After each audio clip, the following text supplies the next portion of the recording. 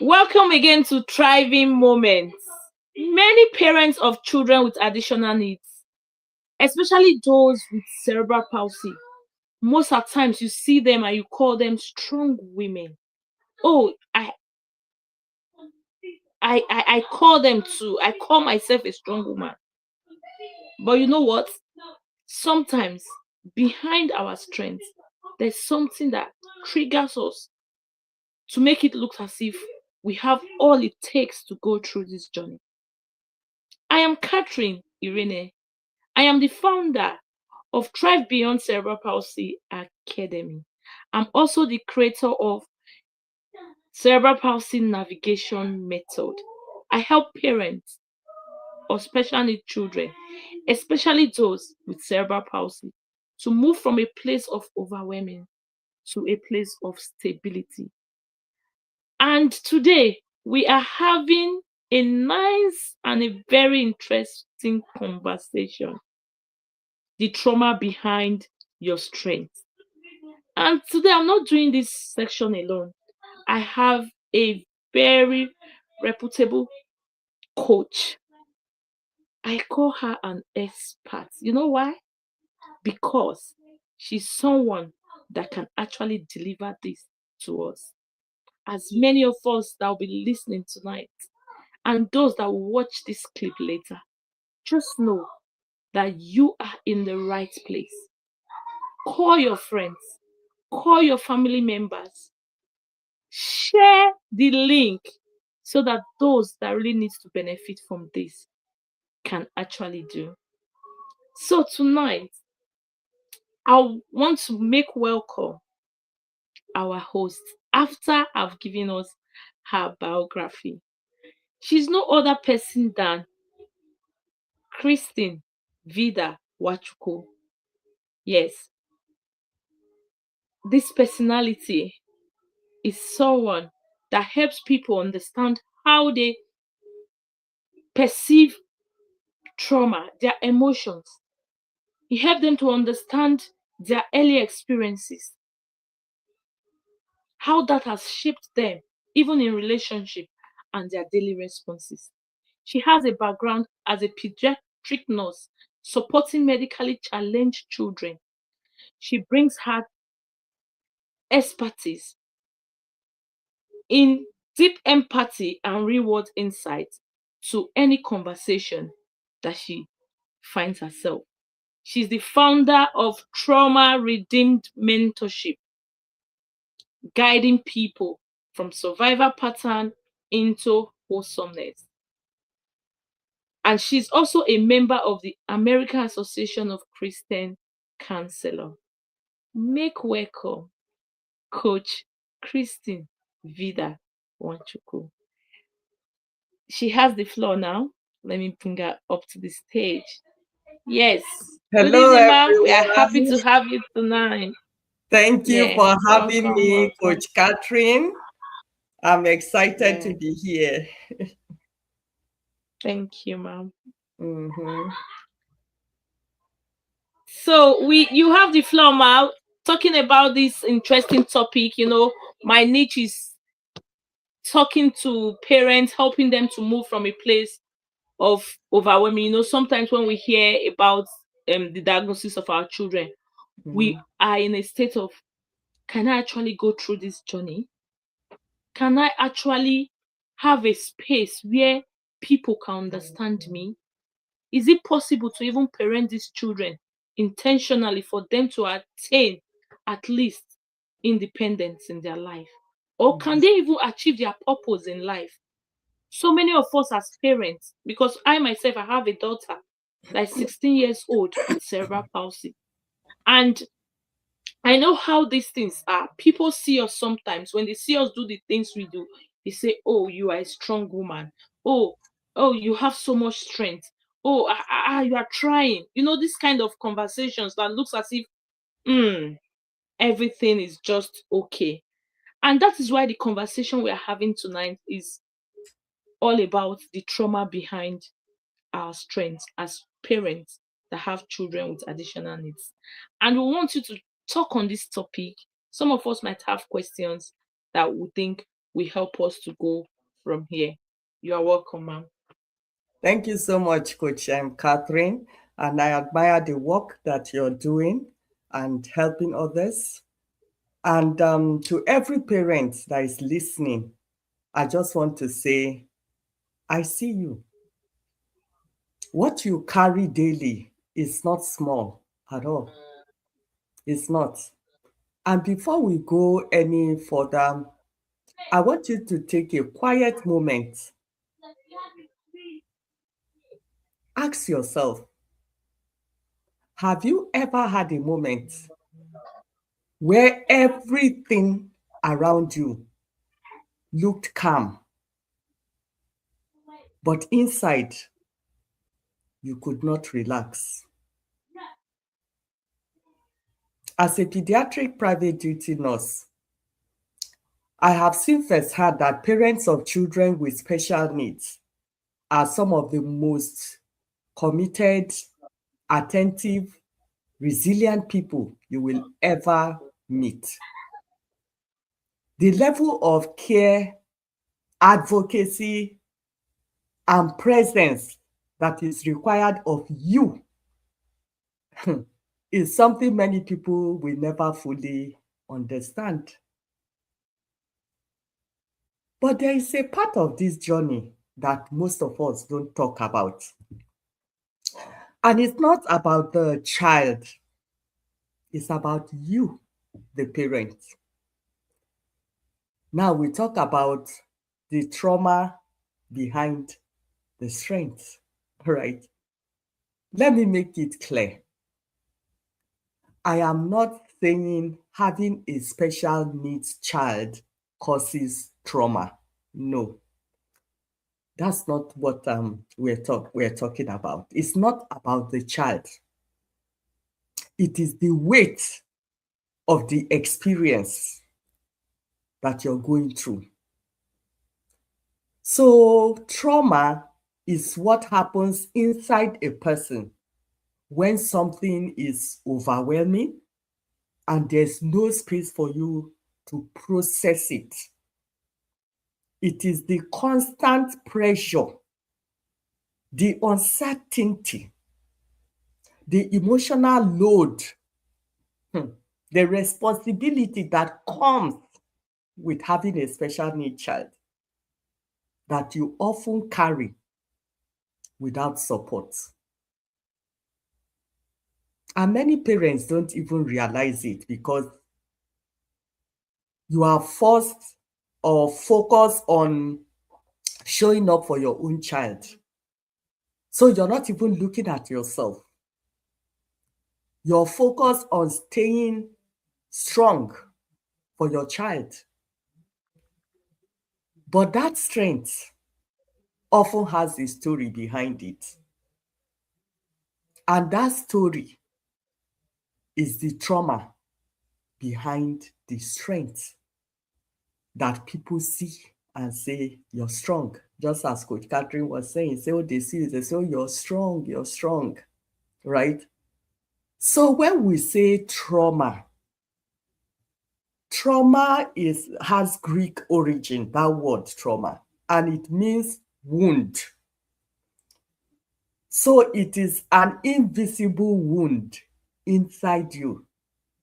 It's not just the experience of having a child with special need. It is what that experience does inside you. What does it do inside you? The fact that you have a special needs child. That is the trauma. That is the wound that is inside. From the moment that a diagnosis is made, your life changes. The emergencies, the procedures, the conflicting diagnosis, even from the beginning. It might not just be cerebral palsy. There are, children with special needs are diversified. We have different things. So your own child may not even just be cerebral palsy. It can be some other things. So we're talking of parents generally who have special needs children. The hospital visits, the worry, the fears that come with it, and sometimes the quiet grief of the life you imagined while you were pregnant with this child, what you were hoping to do with this child, the places you will visit, the things you will do, and then now the life that now looks completely different from what you envisage to have with this child. And there are parents who celebrate birthdays in hospital rooms, maybe their own birthday or the birthday of their spouse. And if you even have other children, but it may fall on the day that you have a hospital appointment, or the child is even sick. You may spend your anniversaries in waiting areas trying to fix something. You keep measuring time, not in months, but in appointments. And it will be like, was it not that time that we went for was it the 8th appointment, that time that we saw the doctor? That's how your language is shaped. That's how you measure time. Everything is around the child. It can begin to feel like you have no life outside caring for this child, outside your caregiving. And yet, you still need to stay strong, to not complain, because this has become your new normal, right? And that is what people around you are expecting. Like, okay, you're the parent, you have to stay strong, and care for your child. So since you know that's the expectation, you wear it, you wear the strength. And you may look at all this and say, well, maybe is it not just stress? We have to distinguish between stress and trauma. Stress, we all have stress in one area or the other, and it comes and goes. You feel it and you recover from stress. But trauma, as I said, is a wound, an invisible wound inside you, and it stays with you except you take time to heal it. It stays. It shows, how does it show up, this wound? It shows up as constant alertness. You're on constant alert. You find it difficult to relax. Even when things appear to be calm around you, you react more intensely than expected when things happen. Or you feel exhausted even when nothing is happening. These are all signs that show that you have that internal wound inside you caused by having a child with special need. What is going on inside you? So right now, I want you to quietly ask yourself, when was the last time I fully felt at ease in my body? Ask yourself,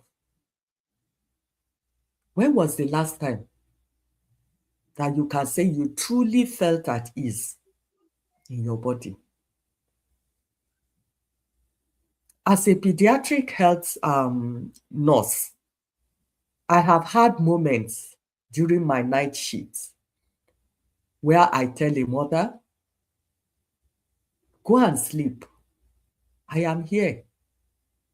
And yet, the mother will still tell me, well, wake me if anything doesn't look right with the child. She's still worried, even though I'm here to relieve her and help take care of the child. You can see the look of concern on the face of the mother. That is not just care. That is a body that does not feel safe enough to go and rest. And that's how most of us are. You don't feel safe enough to rest, to relax. You're always hyper, on constant alert in case something goes wrong with the child. And part of what some parents are navigating is the space between hope and acceptance. So let's shift a bit from the physical that we're seeing and how it's stressing you up. Even with this experience that you have, one of the hardest parts of this journey is acceptance. Some of you may find it themselves holding on to hope while struggling to fully accept what is in front of them.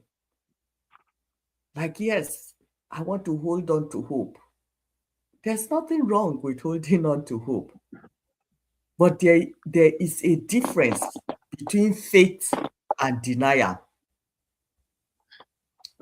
Faith says, I trust God even as I face this reality. But denial says, I cannot face this reality. Faith allows you to show up for your child as they are. But denial can delay the support that you and the child need. And it's not about, judging you, no. But it's for us to find that balance of having hope and faith and denying what you're seeing in front of you. It can be hard. So I want to ask you a question. Where in this journey have I been holding on but not fully accepting? Ask yourself, where are you holding on in this journey but not fully accepting what is before you? Because that's its own kind of trauma too. Healing begins when you can hold both the hope for what can be with your child and acceptance of what is before you. And we see this clearly in scriptures. Remember the Shunammite woman and the prophet Elisha in 2 Kings. That's in chapter 4 of 2 Kings. Her son died suddenly. And instead of announcing it everywhere, she does something powerful. Of course, she had put the child. She acknowledged the fact that this is what had happened to the child. But when people asked her how things are, she kept responding, it is well. But she recognized right from the home that her child had died. And she took action. She laid him on the bed, on Elisha's bed, and then went to find Elisha. She did not deny the situation. She didn't say, oh, my child is not dead. But she chose her words carefully in expressing herself. Her words were anchored in her faith. She didn't go about telling people like she may say, oh, my son is not dead. That's the denial. No. She held on to her faith and then went to seek help. She stayed anchored internally. Her faith was saying, I see what is happening. This is what has happened to my child. I see it, but I am not without hope. She still had that hope. I'm just trying to help you see the difference, trying to distinguish between acceptance, denial, and relying on faith. And in Luke 7 in the New Testament, we find another story of the widow of Nain. She lost her only son. Here, there was no denial too. She was grieving, she was crying, she accepted it. And yet, Jesus still met her, even though she was not saying, I have faith or anything. They were already going to bury him. unlike the Shunammite woman that had faith. But in this case, she accepted and she was already going to bury the child, but Jesus met her there and brought her son back to life. These two stories show us that faith does not deny reality. It gives you strength to face it. So that's the point. It gives you strength to face it when you say, I have hope, I have faith in God. But it also comes with accepting where you are, the reality of accepting where you are and saying, God, meet me in my reality. He's able to do that. Because there is a cost when we deny what we're going through. When you deny what is happening to you or your child or your surrounding, you often delay support. The support that will come, the help that you could get. So the child may not receive the needed intervention early enough, and that may worsen the situation. And then you, the parent, will now carry more internal strain inside of you, tension, because the denial keeps your body tensed. But when you accept your reality, even though it is painful, it brings clarity inside of you. And it helps your body to relax. And clarity allows you to act, just like the Shunammite woman, allows you to act, to seek help, and support your child more effectively. That's what happens. So that is why we need to pause and ask yourself where you are in terms of your faith, hope, and denial as regards your child. Because when you don't get time to process something, you don't heal from it. You adapt to it. And adaptation is not healing. That adaptation you do is what people call strength. When you adapt, it's not healing. You're just adapting to what you're seeing in front of you. It is strength that is built in survival because you feel you have to carry it, right? And these are the signs when your strength is built on survival, on adaptation. You're always feeling on edge, right? Because you're just adapting and trying to survive. So you will always feel on edge, which can affect your relationship with your spouse. It can affect your relationship with your other children. That is, if you have other children. And it can affect your relationship even with the child, the special need child that you're even taking care of. When you're on edge, you have difficulty relaxing. Guilt, you feel guilty for wanting a break. Or even the child's situation. You are exhausted, tired, always. Reacting strongly to things, harshly at times, and wondering why. We are not even going to talk about the negative self-talk that you give yourself.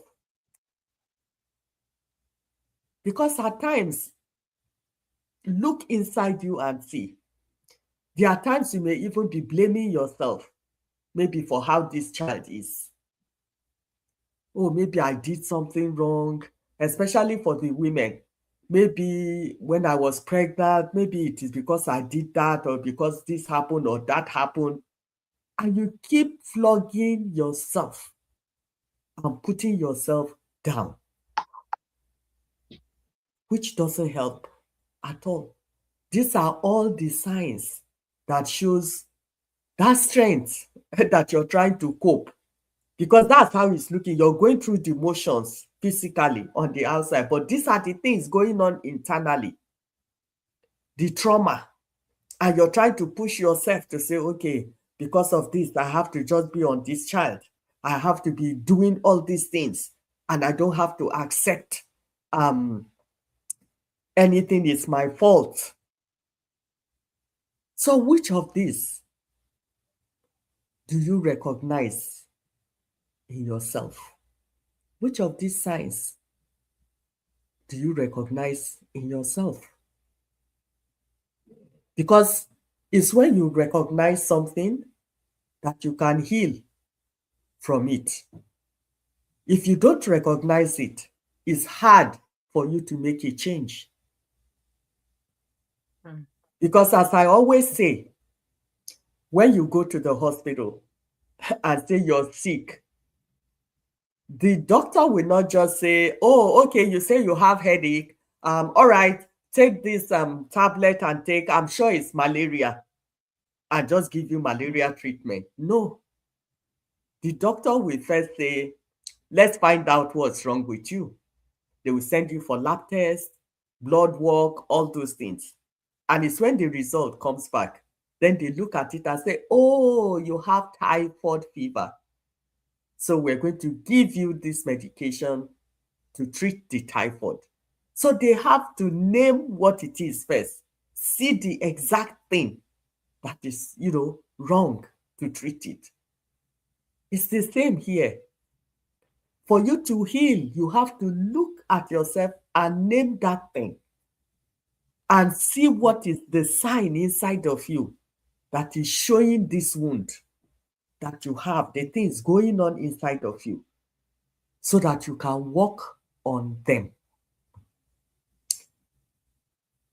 You don't have to say it out loud, but I want you to just notice it in yourself.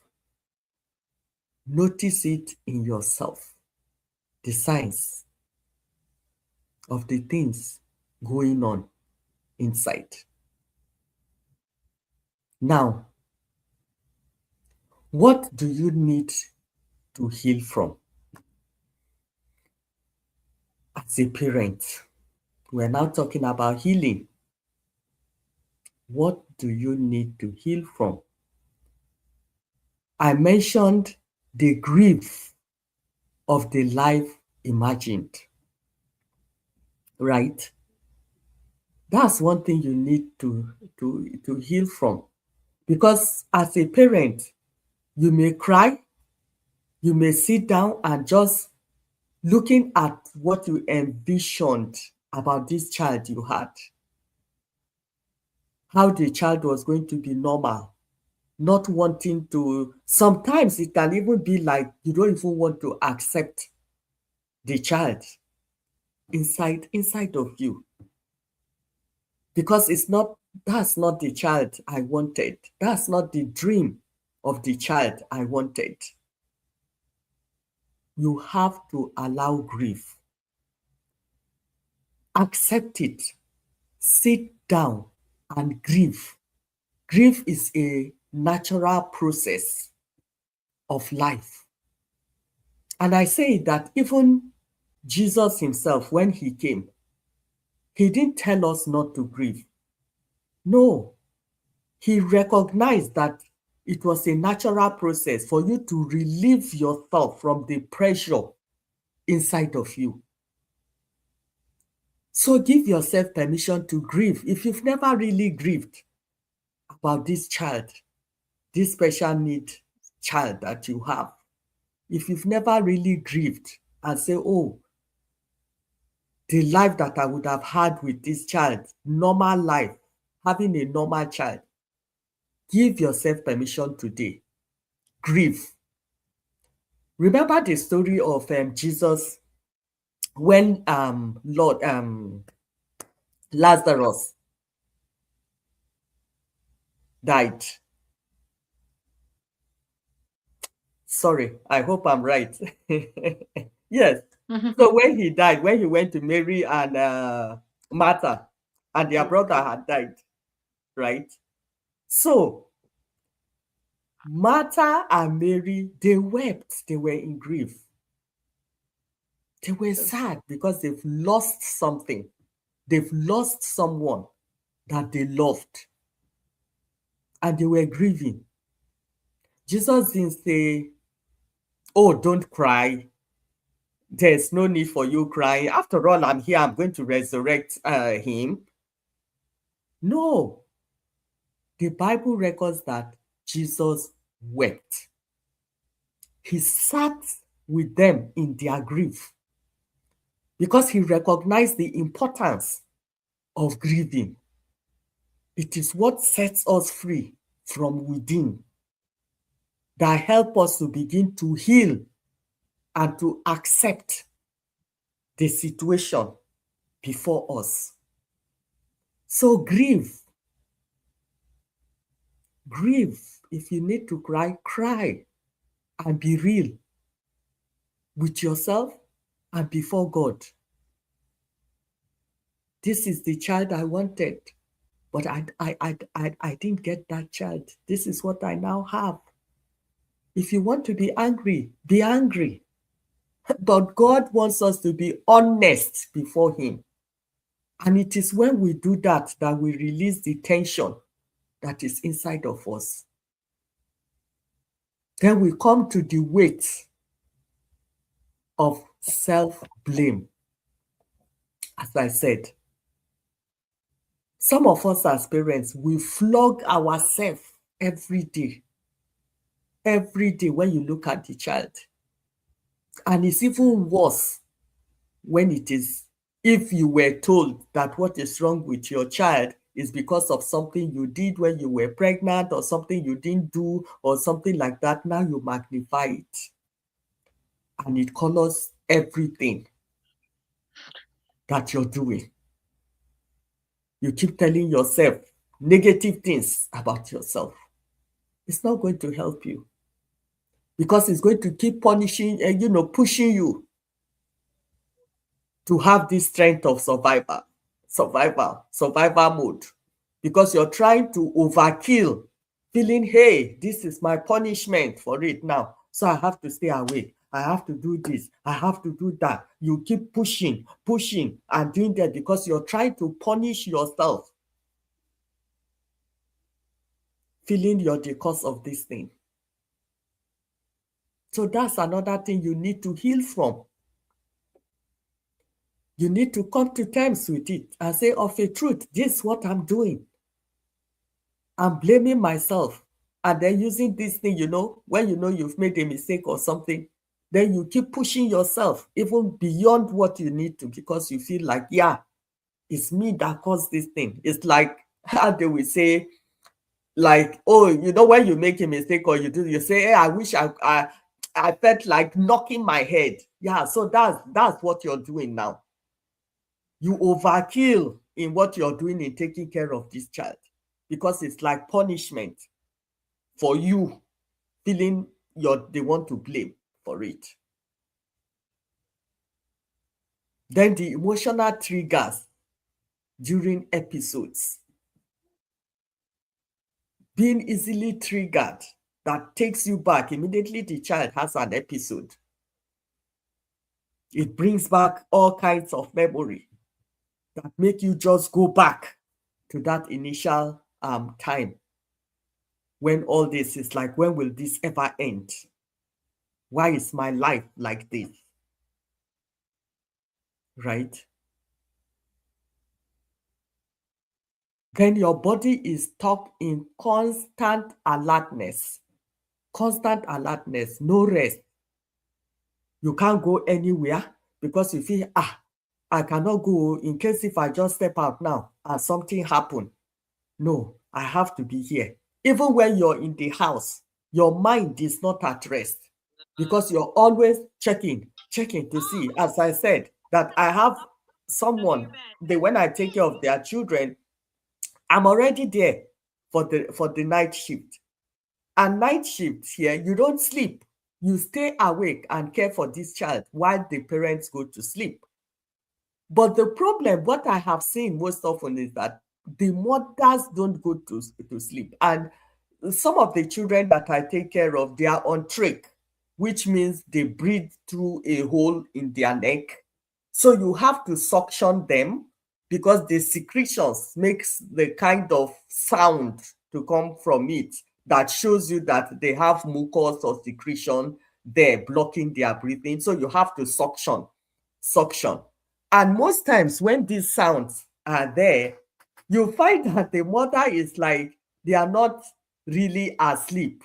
So any little sound, the mother will still come out to check, oh, is everything okay? It's like, relax, go and sleep. That's why I'm here, so that you have time to rest, right? But their body is stuck in constant alertness because they feel, oh, something is going to happen to the child. So these are the things that you need to heal from. I've just mentioned this about the fourth or fifth one now. Yeah. So when was the last time you thought about yourself outside caregiving? Ask yourself, when was the last time that you thought about yourself? Like, hey, let me go out, maybe have time with some friends, maybe relax, or even have time with my spouse for us to go for a date, or just go and do my hair or my fingernails, manicure, or whatever thing for yourself outside taking care of your child. Do you see? That is the trauma behind your strength. That's the trauma. You feel you have to keep going. You have to keep going. So you let go of everything that has to do with you to concentrate on the caregiving, which now enters into self-neglect. And everything around you is now affected. As I said, your relationship with your spouse, your relationship with even yourself. Then if you have other children, your relationship with these other children is affected. Do you see how everything is affecting everyone around you? That is the trauma. What having a special need child does inside you. That's the trauma. The wound, the invisible wound it is creating inside you. And that is what is fueling the strength that you appear to have to keep going. So healing. We're now going into healing. Healing does not begin by you doing more. No. It begins by understanding what is happening inside you, because that's where the wound is. And as I gave example with the doctor before they treat you. So you have to understand what is happening inside you. So let's do this exercise together. Right now, if it will make you concentrate, you can close your eyes. Right now, I want you to notice what you are feeling inside you. What are you feeling inside you? Be honest with yourself about your life right now and everything surrounding the caregiving you have been doing. What are you feeling right now? Name it. Name it to yourself. Say the name. Say it out loud to yourself for you to hear. What are you feeling? Now, as you feel that, I want you to tell yourself, I am allowed to feel this. I am allowed to feel this. Nothing is wrong with you for feeling what you feel. Nothing. no matter what it is you're feeling. Yeah, some it can be so bad to say, oh, I wish I didn't have this child. Oh, I feel this. No, you are allowed to feel whatever you are feeling. You have to be honest with yourself and accept the feeling you're having. It is when you accept that feeling that you can move from there into regulating yourself and knowing how to move on from there. Mm. Mm. So that's one healing practice that you can incorporate into your daily activities. Check in with yourself. How am I feeling today? How am I feeling this evening? How am I feeling as I wake up this morning Mm. to go at it again? What am I feeling? Then two, support. If support is available, use Mm. it. As I said, when you have support, accept it, embrace it, and rest. Because some parents have the support, but they still cannot rest. And I'm giving you an example. With us that are pediatric nurse, we go to take care of the child. I do 12 hours shifts for the night so that the parent can go to sleep and rest. But no, some of these parents still don't even sleep. They are still doing dog sleep. Like one eye is closed, one eye is open, right? Mm.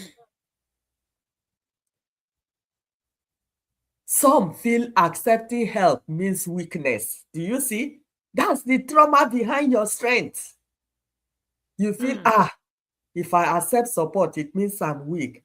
And if I accept this support, it means I'm not punishing myself.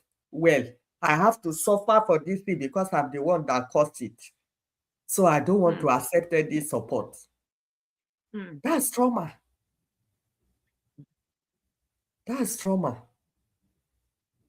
Ask yourself, what will change if I allow myself to receive support without guilt?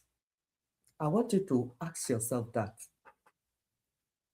What will change if I allowed myself to receive support without feeling guilty? Think about it. Think about the life you will get back. Think about the time you will be able to spend with your other children. Think about the sleep you will get, like real sleep with your two eyes closed.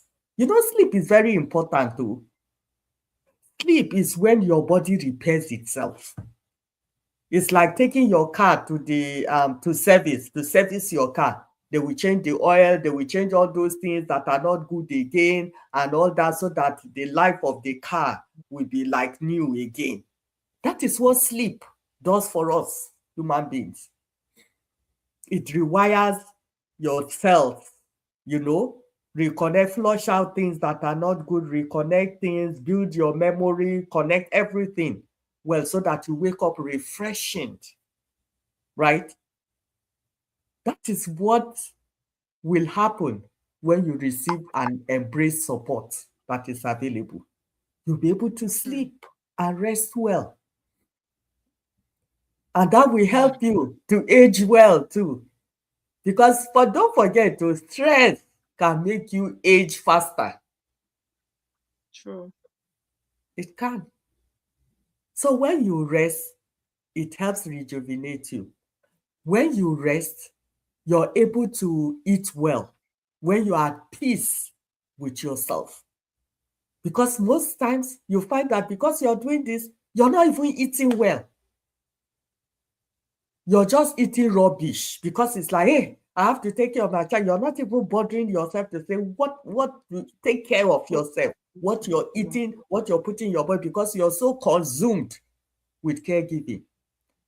Remember the question we are asking, what will change if I allow myself to receive support without guilt? That's what we're looking at. You'll be able to sleep well. You will have time for your family, for your spouse. You'll be able to plan date nights with your spouse. You'll be able to go out, even with your other children, maybe take them to the park or something. You can do something with them that is not involving you caring for the special need child, right? So that they will feel you too as a parent and experience you too, being in the present with them, not being half there and half with this with caregiving. No, that is what support will do for you. And that's why it's important. If your family is there, your family of origin, maybe your siblings, your parents, or whatever, if they are available to help you, don't say no. Forget that trauma strength. Don't say no. Like, it means I'm weak. It does not mean you're weak, please. And if you're where there are nurses, like for those that are abroad, when they come, embrace it, accept it so that you can now go and relax, truly sleep, and take time to go out. Don't feel, oh, I feel bad. Like, why will I leave the nurse alone in the house? And for the nurse to stay with the child while me and my husband we are going. No, that is why the nurse is there. To free up that time for you so that you can do other things. It can even be your hobbies. Maybe take on a hobby again, something you can do when you have that time and all that. Just your me time. This cannot be overemphasized, this support thing. It helps you. It helps you a great deal. So, as we come to a close, healing is when your body no longer feels like it has to stay on high alert all the time. That is when you know that you're healing. When you begin to relax and have that inner regulation. So to you parents that's listening to me right now, nothing is wrong with you for feeling overwhelmed. You have been carrying a lot for a very long time, right from when you got that diagnosis. Maybe right from the pregnancy itself. You've been carrying a lot. And the strength that people see in you, that strength, as I've said, has a story behind it. The trauma, it keeps pushing you to feel like I'm the strong one. I have to carry this thing. I cannot drop it. But I want you to know, you do not have to keep surviving what you have been through.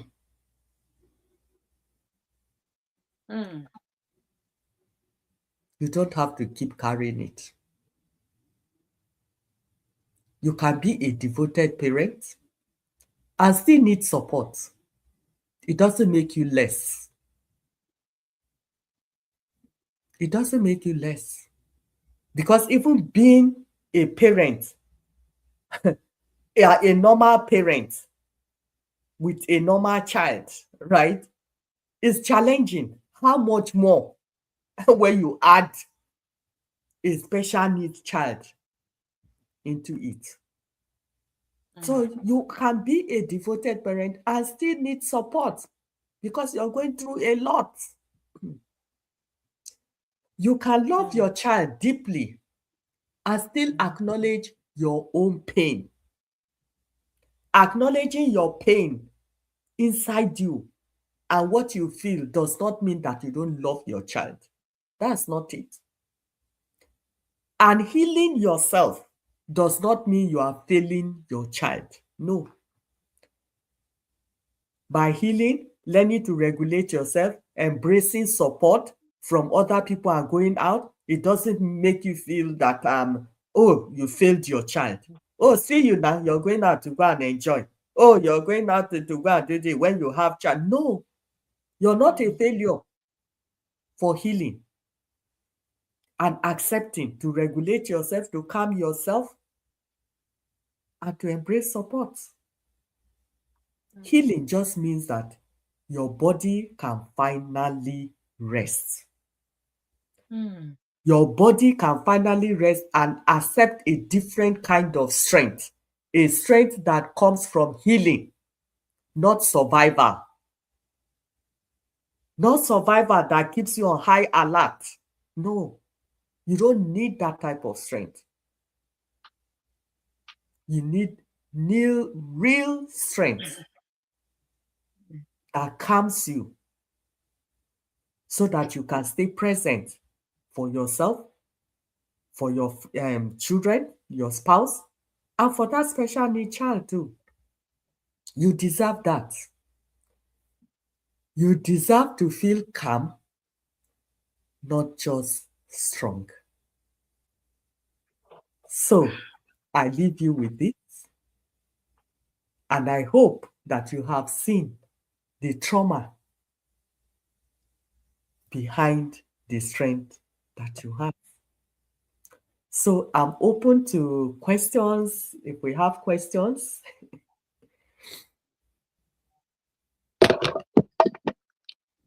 All right. Thank you very much, Coach Christine. Thank you so much. This is so profound today, because what we've heard today has really opened our eyes. I can tell you for free that what you've just said is something I can actually relate with, because I could remember vividly when I had my daughter, because she's a twin, and the brother was doing very okay, and they told me that, oh, she will need to be under physiotherapy, she will need to be in the SCBU, special care baby unit. And it was exactly what you were describing. We were not sleeping. Mm-hmm. We were constantly on alert. And doing that looks as if, oh, I have all the strength. People say, oh, what you have gone through. You are a strong woman. You've passed through this thing, and it makes you now kind of being strong. But apparently it was trauma playing out, because why? We need to keep ourselves at that level of, I can take care of this child. I want to make this child that child I actually want that child to be, not even the child that we already had. Mm-hmm. So what you are saying is something that I've seen, even helping other parents. I've seen them, sometimes they don't even want to, they respond with harsh tone. I've been there with rage, full of anger. And sometimes when you try to point it out, they sometimes they tell you, I know what I'm doing. I can fight for my child. My child is my life. In this industry, or will I say in this space, it is so much so that when they call you a strong woman, you feel, oh, because I'm trying, I'm doing my best, so people are seeing it. Sometimes you don't even recognize that it is coming from a place of where you have decided to adapt to survival. Yes. You understand? So even now, there's a course coming up. That course is healing from child birth and diagnosis trauma. It struck me because I remember where I'm coming from. Some of the things we do today in terms of relationship with our friends, our family members, our husbands, they tend to get towards that trauma, which means we need healing in that aspect. Because this journey is not it's not a journey. When we talk about trauma, just like what you were saying in the beginning, that just like you've been in a place where you constantly grow from one place to the other. Yes, you have the time. If you want to grieve, you grieve. If you want to cry, you cry.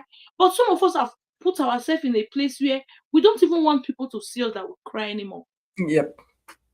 We want to show them that, yes, they think I cannot do this. They think constantly trying to prove yourself. Yep. So it was until myself, I went through that kind of healing course, meeting people just like you, trauma experts to actually walk me through that process, open my eyes to actually see that yes, you need this guidance to be able to come out of that. And I can tell you for free, I began to see my child in a different way. I began to see the relationship with my husband, because if you come into this space, you will see that most parents, most women, they are no longer with their husbands. Yes. And people will validate it that, oh, it is because you have a child that has additional, that is why your husband left you, or the husband is not ready to stay. Maybe family members are tagging you one name or the other, forgetting that there's this trauma that is making us to feel, yes, people need to pity us, people need to understand us, people need to show us that empathy. You understand? There's this constant reassurance that we are looking out for from people.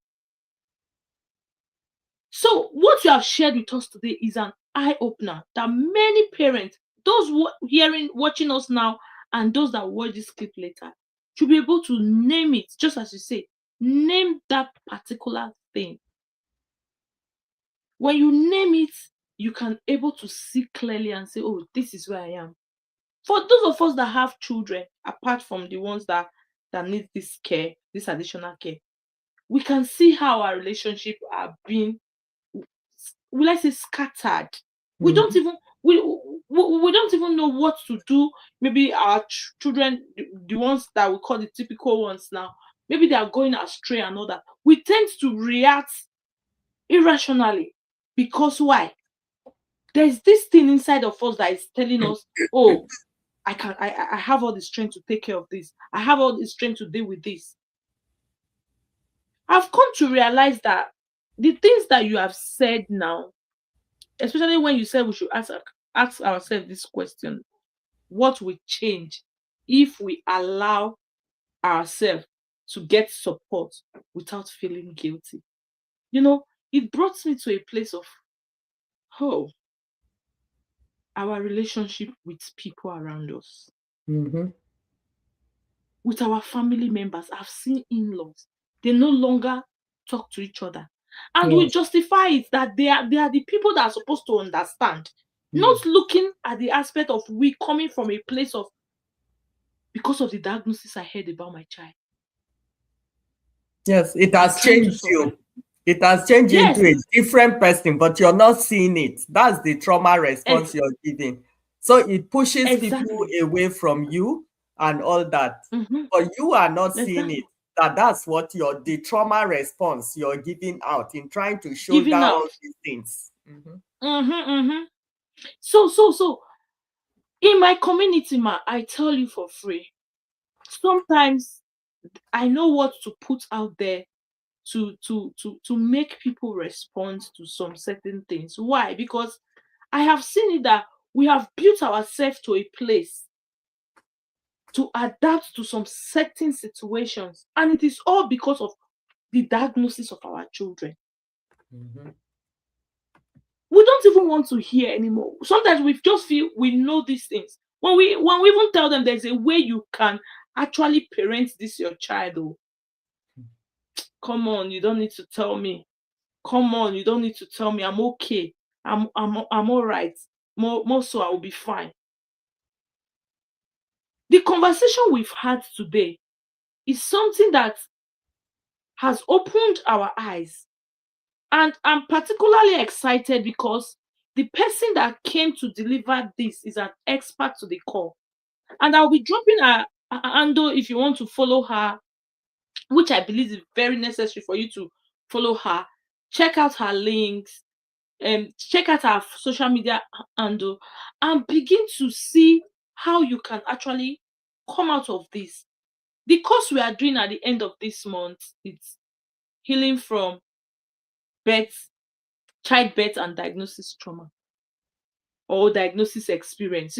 When you first had that experience, everything about you changed. The life you want to have, or the beautiful places that you want to go, everything just changed automatically.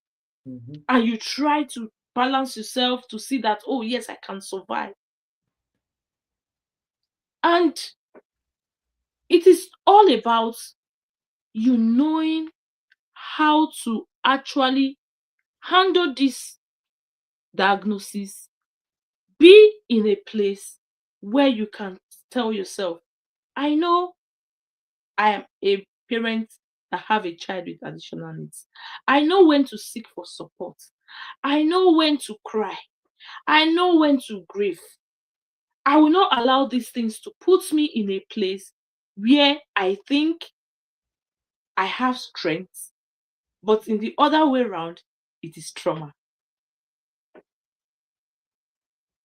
So I want to look at the comment section. If we have questions, I'll I'll bring them up so that we can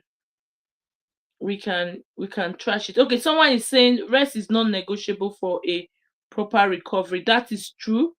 Another one is saying that rest is very important for one's well-being. Okay, many people here, they are just saying thank you, ma. I believe they actually understood what was taught tonight. Support cannot be overemphasized, and it's saying you need this. Yes, some people are giving fire emoji, trying to let you know that yes, they understand it. Thank you very much, Ma. I'm so grateful.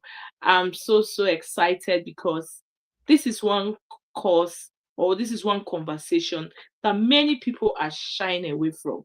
And I tell people in my community, I come with just the truth, nothing but the truth, because it is the life I have lived. And I saw that you can actually do this journey with ease if you can tackle these things out, in the sense that you have the right support, you are in the right community, you are speaking to the right people. What we don't do, what we cannot handle, we have people we can direct you to. I think this person will be the best to help you through this. I think this person will be the one to help you trash this thing that you are going through. Because why? It is a journey. We are hoping for a better future for our children, but we don't need to stay in a place. Before we go, Ma, I would just want you to just give an answer to this particular question, which I believe will benefit those that are watching, and those that will watch after now.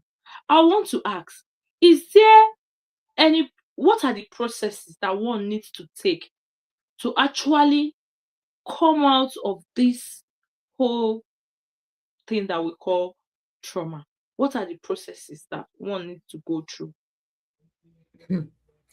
Well, that is a very big question. As I tell my mentees in the Trauma Redeem Mentorship, that healing is not a destination we get to. It is a process and it is a journey. But the starting point, just as I've mentioned here, the starting point is awareness. That's where it all starts. That's why I said, what are you feeling inside? You have to name those things. That's how you start. You have to name those things. And then from there, you begin to use the tools and strategies, which is what we give in the mentorship. So we give you tools and strategies so as you begin to look at yourself and you begin to face and connect the dots in your own life for what is happening to you as a result of the wound that you have, because that's the best way to say it. Trauma is a wound inside you. Mm, What the experience you have, what it has done inside you. So you accept it. And then from there, you begin to take the steps. Remember, this thing did not just happen like one day, the thing mm, happened. No, it has taken weeks, months, years that you have mm, been struggling with this experience and what it was doing inside you repeatedly. So now it's the mm, same process you're going to use in the healing. mm, So once you've understood what is happening, and then because it's by naming it that you now know the tool and the strategy to use for it. But as mm, I gave you a few steps, you start your day, you ask yourself, at the end of the day, what am I feeling? You come to mm, terms with yourself. Take time to calm yourself when situations arise. Take a deep breath, step back, We call them Mm, Selah moments in the mentorship, you know. mm, So you pause and look within, and then you use the tools and strategies to regulate yourself. It takes time. mm, Healing is not something that you will say is 1 day, 2 day. No, mm, it takes time mm, to happen, and it's for you to have compassion with yourself. mm. Thank you very much, Ma. One thing that I actually got from this is that it is possible to actually go through this process and you be yourself again. That Exactly, is what that is what I took exactly, out of here. exactly. It's- Thank you very much, Ma. Thank you. I'm so grateful. We are grateful for having you tonight. Thank you too Thank for you. having me. Thank you, Ma. I appreciate. Thank you for honoring this call. And my prayer is that as you lead people through this journey, those that will come in contact with you, they will see that yes, it is possible to heal from that big word, trauma. It is possible for you to heal. As you go through the processes, you will see yourself becoming whole again. Thank you, Ma, for all you do. Thank you for honoring us. In Mhm. this, our own special space, we want to say a very big thank you. And I know we'll have you again. Thank Thank you. you, Ma. Mhm. God bless you. This is where we call it a day for today. Since there's no any other question, I want to say bye for now.